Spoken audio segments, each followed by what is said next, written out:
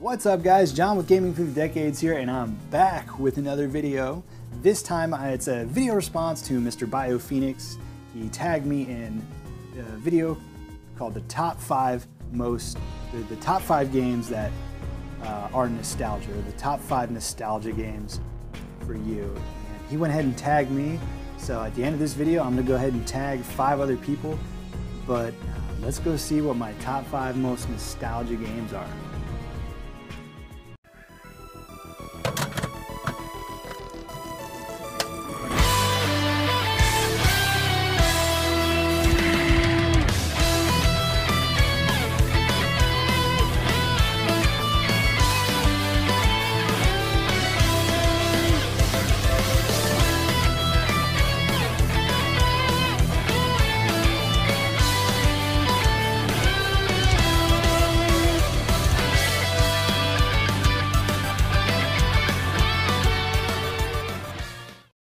Alright, my very first game, so number 5 would be Daytona USA for the Sega Saturn.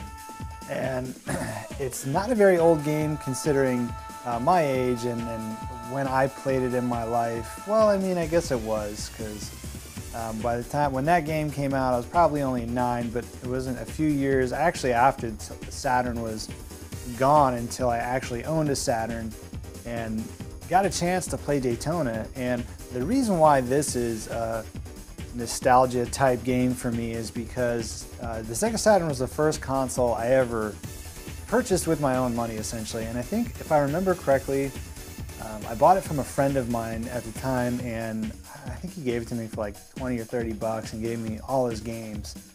So one of those games was Daytona, and I remember just sitting, I had this old crappy TV in my room that I inherited from my great-grandmother, and this old chair from like the 1920s, and I would sit in there in my bedroom hours and hours after my parents went to bed, and I would just sit in there and play Daytona and go through the time trials, and I would just sit there and try and beat my time by seconds. I mean, there was only 3 tracks, but you know, for the style of game it was, and just remembering that sort of game, just that experience alone really keeps me enjoying Daytona USA for the Sega Saturn over and over again, and brings back that nostalgia feeling for me.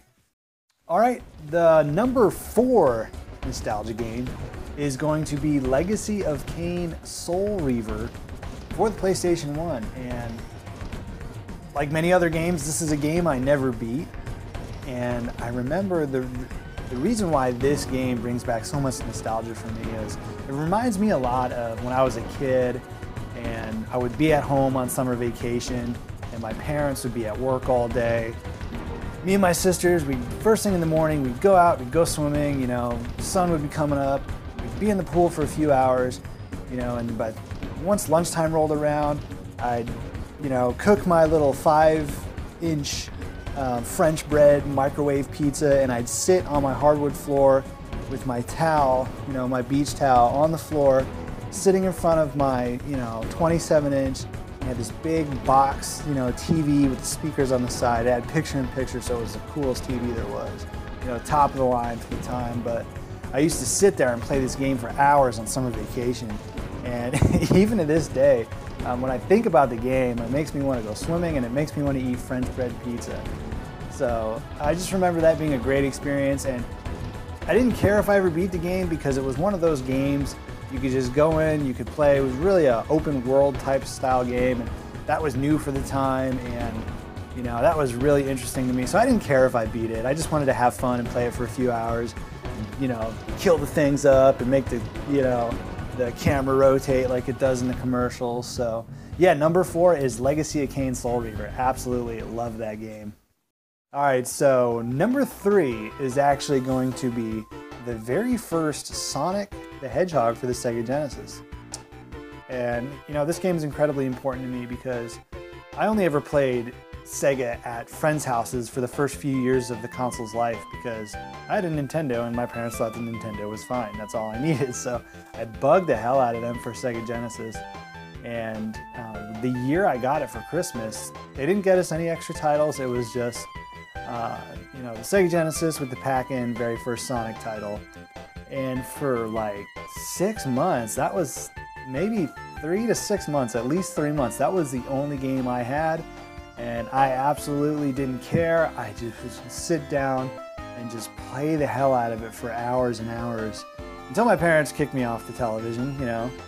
But yeah, I just remember it being so new compared to, you know, the Nintendo Mario, and you know, all the cool things you could do, and just the music and the graphics, and finding the hidden places in the levels, you know, the trick to, you know, select your level at the very beginning. Once I figured that out, it was like no need to ever really try and beat the game legitimately.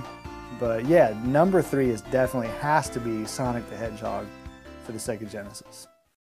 All right, so we're getting closer to number 1. And number 2 is Rad Racer for the Nintendo, the original Nintendo. And this isn't a very well-known game. I mean, it's just another racing title game. So why would it be so important?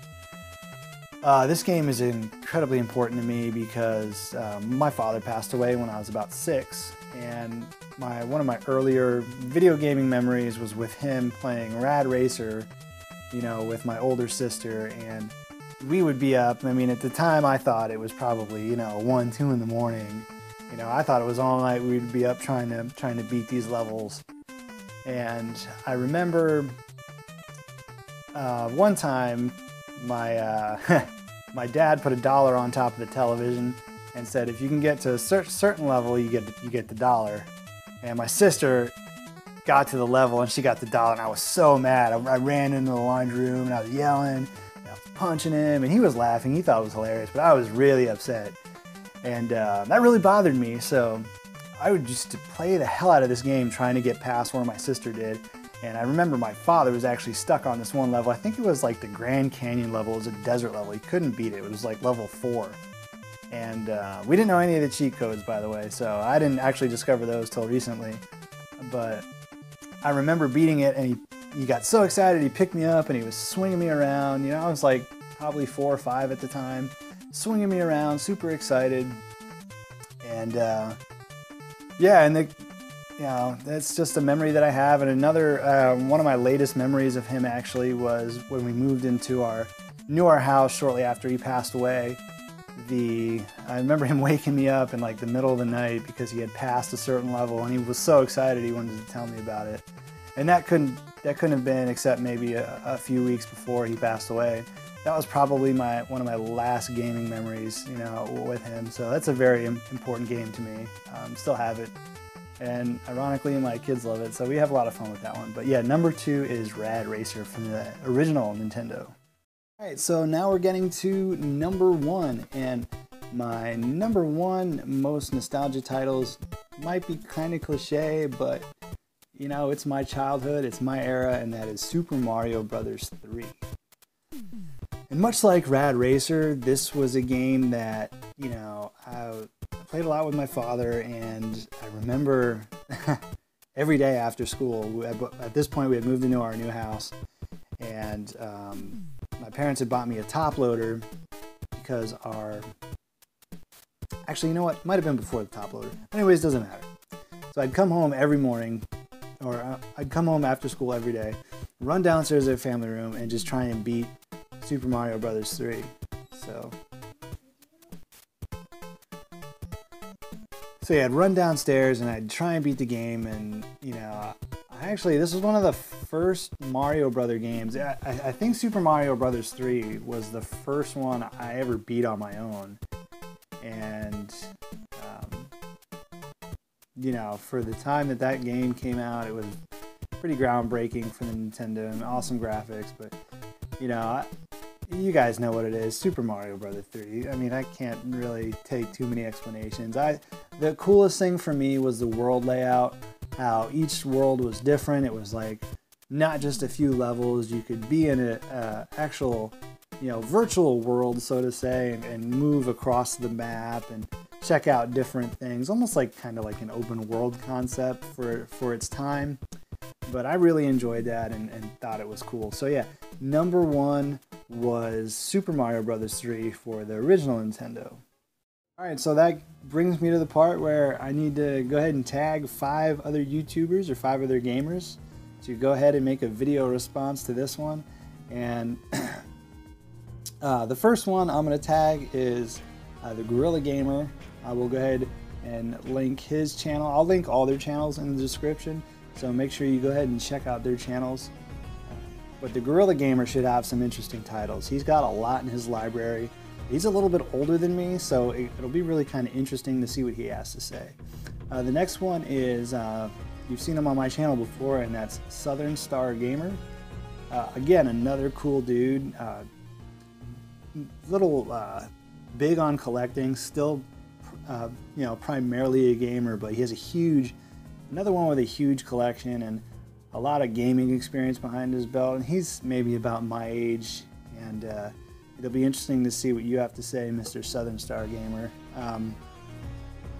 The next guy is a fairly new channel. He has a really good channel, and I'm curious what he has to say, because he's actually a little bit younger than me, and I believe he's in Australia, so we'll get a kind of different perspective there. But that is Teysinds Spot. So I'll go ahead and tag him in this, and I can't wait to see what you have to say and what your top 5 are. And the last one I'm going to tag is Logan from UltraGameRoom. Again, you've also seen him on the channel.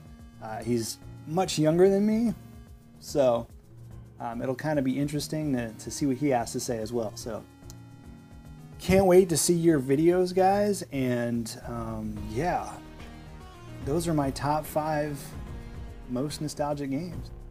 So until the next video, guys, see you around.